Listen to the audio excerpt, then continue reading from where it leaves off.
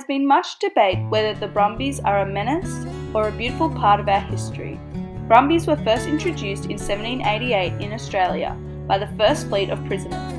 Studies have shown that the increasing number of wild horses is resulting in the destruction of the lands.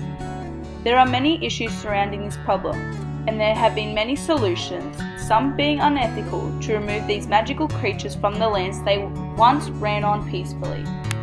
Now, what are the issues the Brumbies are creating?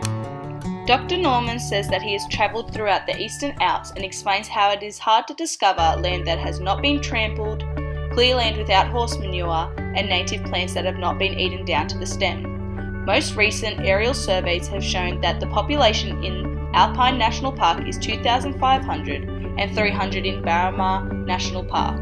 Wetlands and waterways are damaged due to the soft, wet grounds that is constantly ripped apart when the Brumbies need access to water. Now moving on to recent solutions.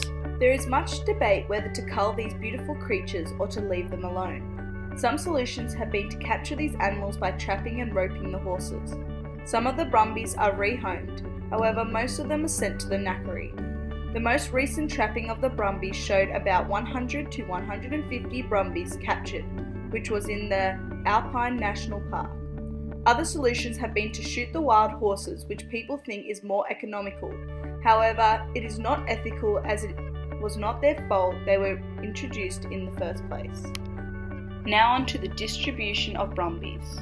As you can see on this map, there is not a lot of Brumbies located in New South Wales.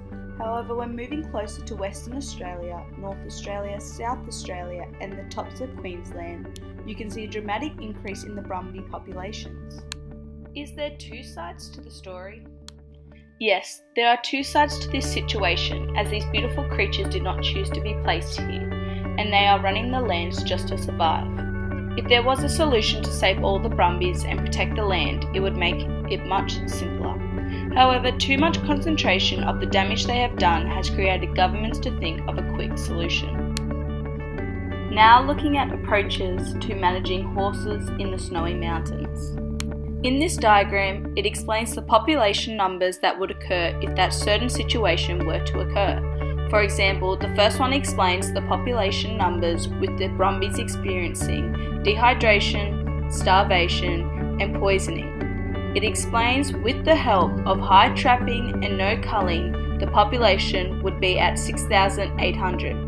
If there was average trapping and no culling, the population would be at 11,300. Lastly, with average trapping and aerial culling, the population would get to 1,800.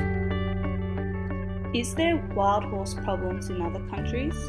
Research has shown that in the Navajo Nation, which is in Washington, has up to 40,000 wild horses that roam 27,000 miles of deep canyons, hills and mountains. The population is expected to double in 5 years, and the Fish and Wildlife Department sent out a $800,000 request to reduce the population. However, it was denied by the Navajo tribe. They are experiencing the same issues we are, as waterways are being damaged and the environment is being trampled. Now introducing my special guest, Madison Morgan. I have a question for you regarding your views and opinions on the culling and slaughter of the Brumbies in Australia. I believe that there should be a new solution to solving the Brumby situation, as it is not ethically right to destroy these animals that are just trying to survive out in the wild. With intense research and development, I believe we can come up with a solution that will preserve the beautiful and historical lands that are currently in danger and conserve our historical wild horses. Also, Madison, what is your view on trying to rehome these Brumbies? I believe it is very possible to capture most of these Brumbies and give them homes. Research and development has already shown that the majority of Brumbies can be trained for any horse riding style and become amazing companion animals. Some may not be able to be rehomed due to illnesses, bad conformation, or the Brumby is too old and cannot be trained. However, those horses will be looked after humanely or sold to other people that want the horses to run free on their property. Thank you very much for your time, Madison, and good luck in the future to finding solutions to help the Brumbies.